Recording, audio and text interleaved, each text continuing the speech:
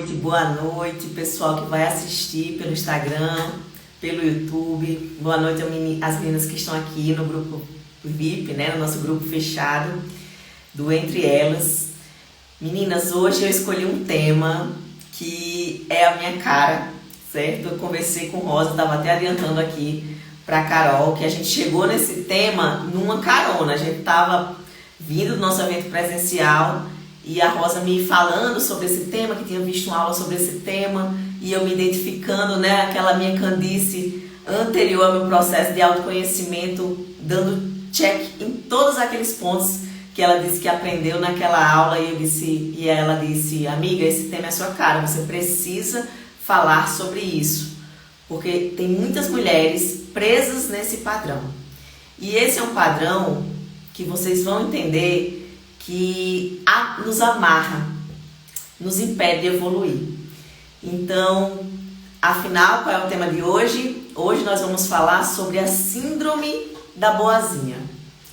E para começo de conversa, eu já tenho que falar para vocês que não se trata de uma doença, que tem um diagnóstico clínico formal, algo relatado na psicologia ou na psiquiatria como um distúrbio psicológico. Não é nada disso. Apesar de ter esse nome, cadê a Adriana? Deixa eu ver como é que eu aceito aqui, gente, só um minutinho. Peraí, gente, deixa eu ver aqui. Que eu vi que alguém pediu para entrar. Permitir todos. Eu vou dizer assim, permitir todos. Boa noite, meninas, sejam todas muito bem-vindas. Eu acabei de começar. Estava relatando aqui que, apesar de ter esse nome de síndrome, que parece algo grave, na verdade não se trata de uma patologia formal, né, que tem um diagnóstico formal. E o que é então, Candice, essa chamada síndrome da boazinha? Esse foi um termo, certo, criado para descrever um padrão comportamental. Um padrão comportamental de alguém que tem algumas dificuldades, que eu vou relatar aqui para vocês, para ver quem se identifica. Quem for se identificando pode ir reagindo aí, certo? Pode ir mandando comentários. Então, vamos lá. Esse padrão, normalmente, ele começa a ser desenvolvido lá desde a infância.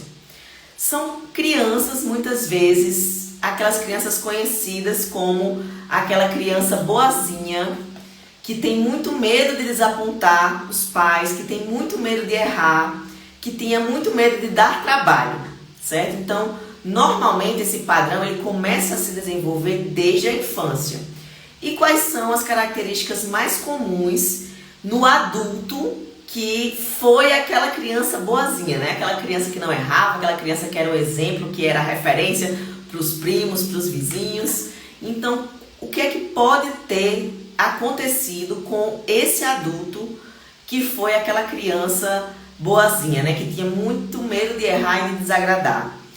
Essa pessoa pode ter crescido e se tornado alguém que tem muita dificuldade de estabelecer limites saudáveis, dificuldade de dizer não, que continua tendo muito medo de desapontar as pessoas, né? De decepcionar os outros, de desagradar as pessoas.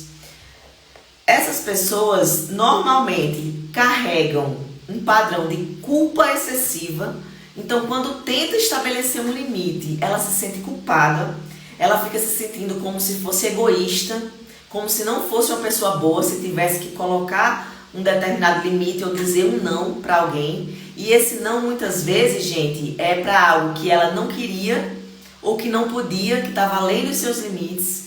Mas essa pessoa, por medo de desagradar, ela tem também muita dificuldade de expressar emoções negativas. Então ela é aquela pessoa que tende a aparentar que está sempre bem e disposta a se entregar, a fazer pelo outro, e muitas vezes em detrimento de si, muitas vezes em detrimento dos seus valores, muitas vezes em detrimento do seu autocuidado. E eu vou dar exemplos práticos, certo? Eu vou falar um pouquinho, só um pouquinho aqui, de quem a Candice era antes de imergir num processo de autoconhecimento, que foi nesse processo que eu descobri que eu padecia dessa síndrome, gente. Sim, se você se identifica com esse padrão, você está em casa, porque eu era uma pessoa que me identificava com todos esses que eu falei acima, certo? E por trás disso, por trás de uma pessoa que tem essas características, o que é que tem ali por trás, escondido, gente? Essa pessoa, ela tem uma necessidade de validação, uma necessidade de reconhecimento dos outros. Então, assim, ela é boazinha, mas no fundo, ela espera ser aceita. Ela espera, às vezes, um reconhecimento, um pertencimento. Então, assim, essa doação, ela muitas vezes tem um quê de se encontrar naquele grupo, né? Ela tem medo da rejeição. Pronto, falei. O medo dela é de ser rejeitada, é de dizer um não, estabelecer um limite e dali vir uma dor decorrente de uma rejeição. Então essas pessoas normalmente têm uma baixa autoestima, a autoestima dela está em déficit, o senso de merecimento dela também está em déficit. Por quê? Porque ela prioriza o outro, como se ela não merecesse o seu tempo de autocuidado ou fazer o que realmente deseja. E ela tem uma dificuldade até, gente, de saber o que realmente gosta e quer. De reconhecer as suas próprias necessidades, porque ela foca tanto em suprir as necessidades dos outros, em agradar os outros, em se doar, que ela muitas vezes se perde até de saber do que ela própria gosta, o que ela própria precisa, do que ela própria poderia fazer por si. Então, ela tem déficit de autoconhecimento, né? Porque não sabe as próprias necessidades, às vezes ela se entrega tanto por alguém que ela se perde do que ela realmente gosta. E essa culpa excessiva também, né? Na hora de estabelecer limites, tem muita dificuldade. Então, eu me identifico demais, porque isso ficou muito realçado em mim na maternidade. Quando eu fui mãe pela primeira vez, gente, eu tinha tanta dificuldade de fazer algo por mim. Na verdade, gente, a minha vida, antes de eu fazer um processo de autoconhecimento, que eu vou dizer para vocês quais foram os meios que eu utilizei, a minha vida se resumia a casa, crianças e trabalho. A Candice em si, mulher, ela praticamente inexistia, era como se fosse uma sombra, um fantasma ali, sabe? Então, a minha mente sempre, praticamente 100% do tempo, estava focada em atender as necessidades na época do meu filho, né, na época esposo e do meu trabalho. E eu não tinha, não era nem tempo para academia, não era nem questão de tempo. Era zero motivação, prioridade, senso de necessidade de um autocuidado. Eu não tinha o merecimento nem de investir em comprar algo para mim. Então era uma escassez muito grande, um merecimento muito grande. E quando era para desfrutar, gente, quando tinha viagens, essas coisas, eu tinha uma culpa por estar desfrutando. Eu não sei se alguém já passou por isso, se alguém se identifica com isso, mas o meu padrão de não merecimento era tão elevado que eu tinha dificuldade com as minhas próprias conquistas, dificuldade para descansar, dificuldade para relaxar, dificuldade de estar em algum momento sem fazer nada. Era como se o meu valor só existisse se eu estivesse fazendo algo e especialmente por alguém, certo? Pelas pessoas que eu amava ou pelas pessoas do meu trabalho. Então era uma entrega onde eu não me enxergava como alguém que também precisava de cuidado, que alguém que também precisava de um autocuidado, ou de ser cuidado, de se permitir também ser cuidado, certo? E como foi que isso mudou, né? Como é que uma pessoa que se vê num padrão como esse, em que está meio auto-abandonada, digamos assim, né, em prol dos outros, como é que isso muda? Como é que é possível estabelecer um novo padrão saudável? E aqui que fique claro, vocês vão entender que não se trata de estabelecer uma rotina egoísta, onde não haja mais espaço para os outros, onde você vai olhar só para o seu umbigo. Não se trata disso. Aqui vocês vão entender que o que a boazinha vai superar o que ela vai encontrar é um equilíbrio entre o dar e o receber.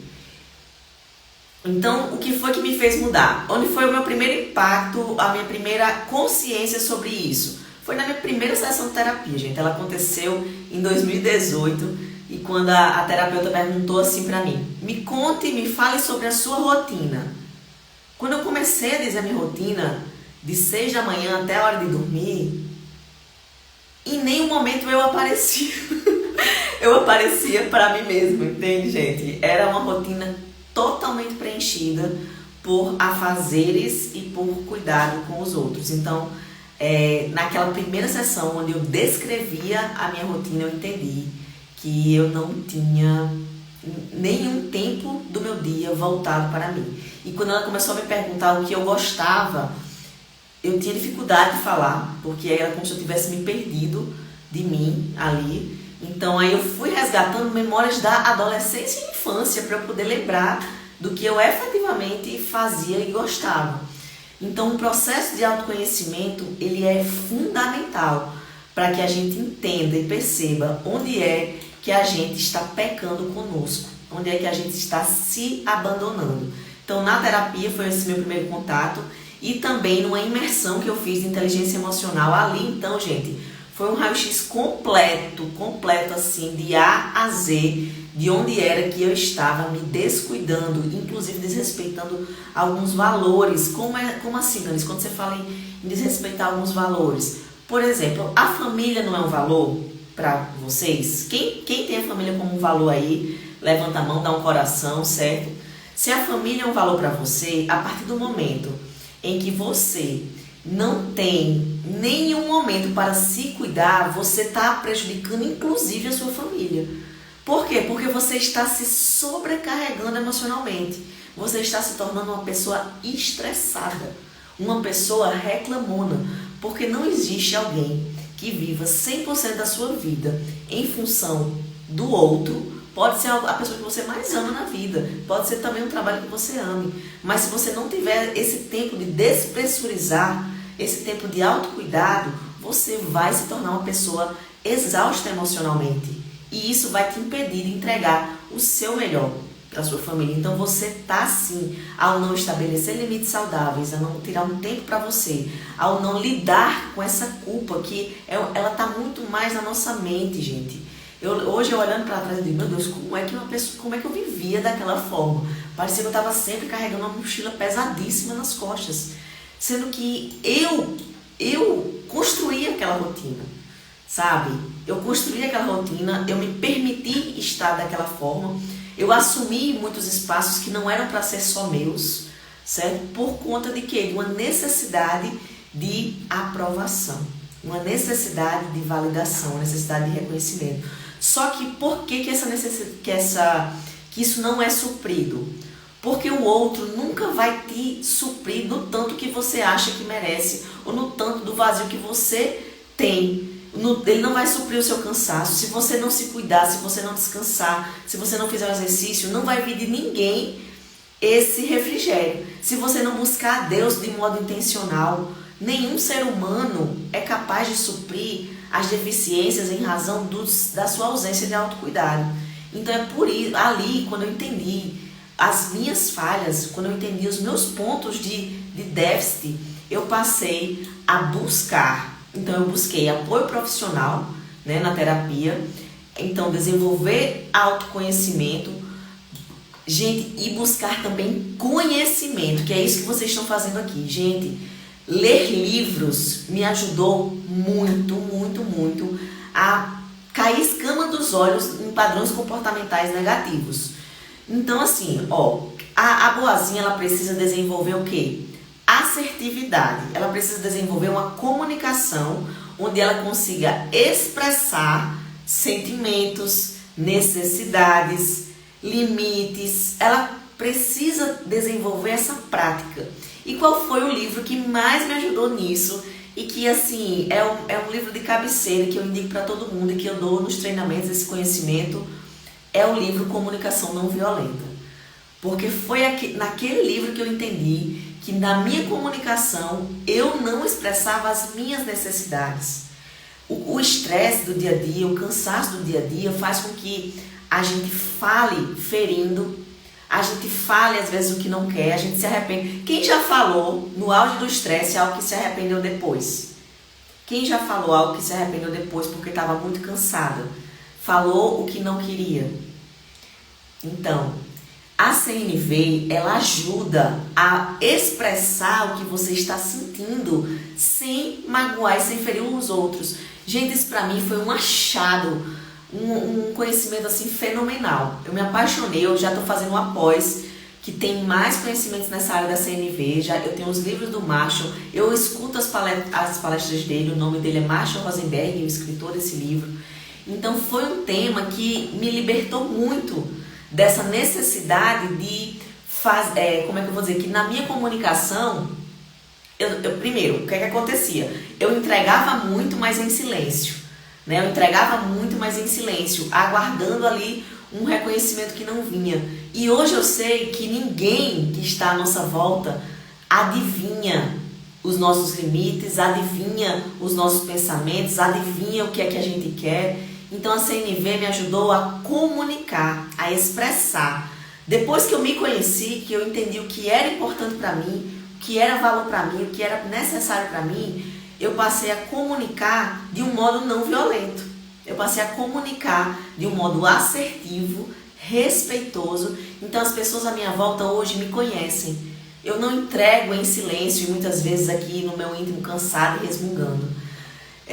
Então assim, quando você descobre o seu ponto de equilíbrio, você passa a entender que é necessário o dar, que a gente se realiza no dar, que o servir faz parte da nossa essência e isso sim nos realiza. Mas quando o nosso servir, quando o nosso dar, quando o nosso sim está ferindo um valor nosso, está indo além de um limite nosso, está sendo entregue apenas para agradar a outra pessoa e não está condizente com o que realmente a gente quer naquele momento, a partir desse momento, esse dar não é legítimo.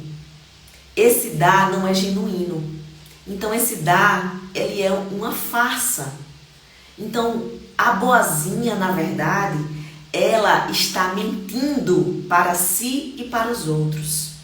Então, gente, me perdoe, mas eu tenho que falar essa verdade. Ser boazinha, dizer sim para aquilo que você não quer, é ser mentirosa. É você ser uma falsa. Então é preciso se libertar desse padrão. Esse padrão não vem de Deus. Fazer só para agradar os outros. Fazer buscando um reconhecimento. Fazer porque você tem medo de ser rejeitado. Isso não é de Deus. E para superar esse padrão, eu vou dar a principal receita. Eu dei algumas já, né? Aqui eu falei que você deve buscar autoconhecimento para entender os seus limites. Buscar conhecimento em livros, para que você aprenda a se comunicar adequadamente, para que você aprenda a estabelecer vínculos saudáveis, se posicionar de maneira adequada, sem ferir as pessoas. Mas o principal é isso que eu vou falar agora. Se você quer abandonar esse padrão de ser uma mulher boazinha para agradar os outros e se tornar uma mulher genuinamente boa, você tem que se inspirar no padrão de bondade de Jesus. E qual é esse padrão? Primeira coisa, Jesus, ele sabia quem ele era. A autoestima de Jesus estava sempre em dia, ele sabia que ele era filho. E você que está me ouvindo é filha também. Então a sua autoestima tem que dar em dia. Assim como Jesus sabia quem ele era, você tem que saber quem você é. Então você não tem que dizer sim para agradar. Você não tem que dizer sim buscando um pertencimento, um reconhecimento. Dizer sim por meio de uma rejeição. Você tem que ser boa por livre e espontânea vontade. Como é que Jesus exercia a sua bondade? Ele não dava para quem não precisava. Ele não mimava ninguém. Ele não distribuía os seus dons para quem não precisava. Ele dava apenas para quem realmente queria e precisava. As pessoas necessitadas. Esse era o padrão de bondade de Jesus. Então o nosso sim tem que ser dado para quem precisa, para quem realmente quer e não para atender caprichos e não para se ferir. Jesus não dava além do que ele tinha. Jesus se respeitava, ele tinha o tempo de oração, ele tinha o tempo de descanso, ele tinha o tempo sozinho com o Pai. Então, se Jesus, que era o Deus encarnado, tinha o seu tempo de descanso, tinha o seu tempo que ele se afastava da multidão, e naquele tempo ele estava se alimentando, da fonte. Se ele fazia isso, nós como filhas também temos que fazer isso. Jesus não era invasivo, porque quem padece da síndrome da boazinha pode se tornar, inclusive, como é que eu vou dizer, uma metida, digamos assim. Sabe aquela pessoa que é invasiva mesmo? Aquela pessoa que está sempre querendo fazer, até quando não é solicitado? Então isso é ser invasiva. A boazinha tem essa característica. Dizem que tem algumas sogras que tem esse padrão. Não sei, gente, eu não tive esse padrão. Mas tem, sabe aquela pessoa que quer ajudar e acaba passando o limite? A gente tem que saber se perceber. Se a gente não está, às vezes, entrando nesse papel de querer ajudar além do que a pessoa precisa ou pediu, ou se a gente está permitindo que outras pessoas façam isso na nossa vida. Então, nosso padrão é Cristo. É dar apenas para quem precisa e dar de modo genuíno, intencional. Como é que então eu vou separar a minha bondade inspirada em Cristo e de uma bondade que me aproxima dessa síndrome da boazinha? Se você vai fazer algo por alguém e você está esperando algo em troca, seja um reconhecimento, pode ser até uma validação, pode ser qualquer coisa, ou uma retribuição. Essa não é a bondade genuína, porque a bondade genuína é a bondade altruísta, é aquela que você dá sem esperar nada em troca. E, gente, é tão lindo isso, porque o que é que acontece com o nosso sistema? Foi feita uma pesquisa com pessoas que exercem a bondade genuína, aquela bondade de dar para quem realmente necessita. E sabe o que acontece? O sistema de recompensa do nosso cérebro, quando a gente faz algo por alguém que realmente precisa, o nosso sistema de recompensa ele é ativado imediatamente. Foi feito um estudo no cérebro e o cérebro as partes do sistema de recompensa ficou todo brilhoso. Das pessoas quando elas estavam exercendo essa generosidade genuína, né? Dando para alguém que realmente precisa, alguém que não pode retribuir. Então, gente, essa bondade, ela traz um ciclo virtuoso e é como se fosse um vício do bem. Você vai se amarrar na ideia de entregar algo para quem realmente precisa. E você vai entender que você não... Por que você fica tão cansada quando você está entregando algo para alguém que não pediu, para alguém que não se solicitou, ou para alguém que pode fazer aquilo sozinho? Se a pessoa pode fazer aquilo sozinho, se aquela não é uma atribuição que deve ser sua, você não deve fazer para agradar. Acho que é a Fernanda, deixa eu permitir aqui, peraí. Oi, Fernanda, seja bem-vinda, querida.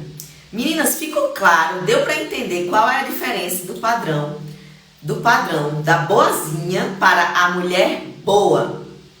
Deu para entender, né? Então, e é tão interessante que essa questão que eu falei, né? Que o nosso cérebro, ele ativa o sistema de recompensa quando a gente exerce a generosidade. Deixa eu só receber aqui a Linda. Seja bem-vinda, minha querida. Então, o nosso padrão é Cristo, o nosso padrão de bondade é Cristo. Então, não damos para quem não precisa, não oferecemos para quem sabe fazer. Isso é muito importante na criação dos filhos, né? Para que a gente não crie filhos mimados. Nas relações de trabalho também, não assumir responsabilidades que não são nossas. Gente, eu padecia tanto dessa síndrome da boazinha que eu adorava abraçar responsabilidades que não eram minhas no meu trabalho. E daqui a pouco eu estava fazendo tanta coisa por tanta gente que a minha meta eu tinha que fazer no final de semana. Que muitas vezes eu estava trabalhando de 6 da manhã às 8h30 da noite porque eu não tinha dado conta da minha meta por estar abraçando tarefas de outras pessoas. O nosso desejo de ajudar, ele vem de Deus. Mas quando não observa limites saudáveis, quando nos leva à exaustão emocional, aí já não vem de Jesus, já não vem de Deus. Como eu falei, Jesus tinha o seu tempo de descanso. Jesus respeitava os próprios limites. Jesus só entregava para quem precisava. Então, a partir de hoje, o nosso padrão de entrega é para quem precisa, é respeitando os nossos limites, é buscando o autoconhecimento para identificar onde é que a gente está escapulindo nesse padrão de uma boazinha que está buscando alguma coisa por trás. Esse padrão não vem de Deus. E a partir de hoje, o meu desejo é que a gente supere isso. Eu quero trazer aqui, gente, um versículo que está lá em Isaías 58, que ele traz justamente esse padrão de bondade que eu trouxe aqui para vocês nesse finalzinho, e que a ciência descobriu o que a Bíblia já falava. Isaías está falando sobre qual é o tipo de jejum que agrada a Deus. E são algumas perguntas no 58:7. Será que não seria partilhar a sua comida com o faminto? Abrigar o pobre desamparado, vestir o nu que você encontra, não recusar ajuda ao próximo?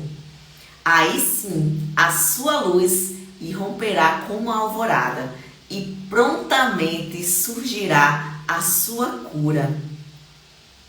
A sua retidão irá adiante de você e a glória do Senhor estará na sua retaguarda. Gente, desculpa, me emocionei, porque aqui fala de cura. A cura para a nossa alma está no exercício da bondade genuína, da bondade que não espera nada em troca, da bondade, da entrega que você dá para quem realmente precisa. E eu me emociono, gente, porque isso também tem a ver com propósito.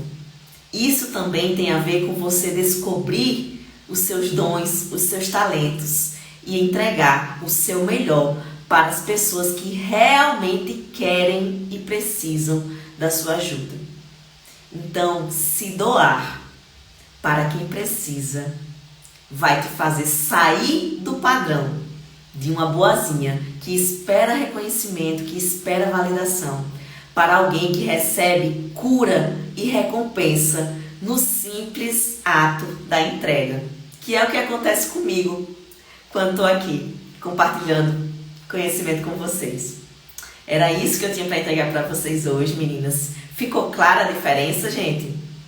Digam aí para mim se todo mundo conseguiu compreender. Meninas, eu quero deixar aqui, eu vou só encerrar aqui no Instagram, que eu quero conversar com quem tá aqui sobre duas coisas, só um minutinho. Só encerrar aqui no Instagram. Beijo, pessoal do Instagram. Até mais.